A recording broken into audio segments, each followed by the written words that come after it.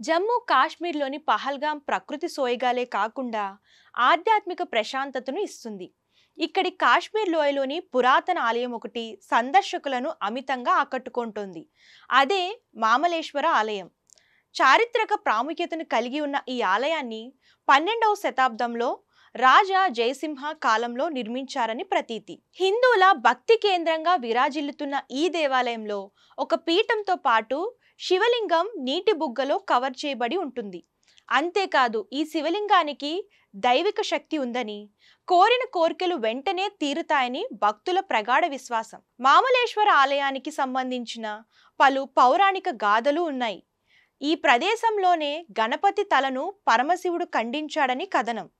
పార్వతీదేవి స్నానానికి వెళ్తూ ఈ ప్రదేశంలోనే గణపతిని ద్వారపాలకుడిగా నియమించిందని, లోపలికి ఎవరూ ప్రవేశించకుండా చూడమని చెప్పిందట. అదే సమయంలో అక్కడకు వచ్చిన శివుడు లోపలకు వెళ్తుండగా వినాయకుడు అడ్డుకుంటాడు.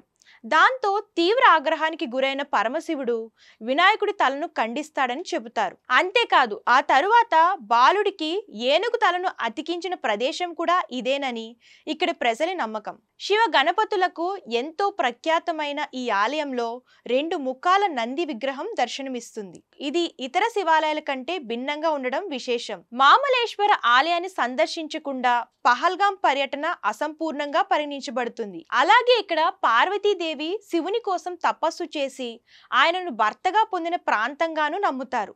శివ పార్వతుల కలయికను సూచిస్తున్న నేపథ్యంలో భక్తులు ఈ ఆలయాన్ని వివాహం, ప్రేమ, భక్తి కలగలిపిన ప్రదేశంగా భావిస్తారని తెలుస్తుంది. లిడ్డర్ నది ఒడ్డున పహల్గాంలోని ప్రశాంతమైన, సుందరమైన లోయలో ఉన్న ఈ ఆలయం సహజ సౌందర్యం, ఆధ్యాత్మిక శక్తి కలిసే ప్రదేశంగా పేరుగాంచింది.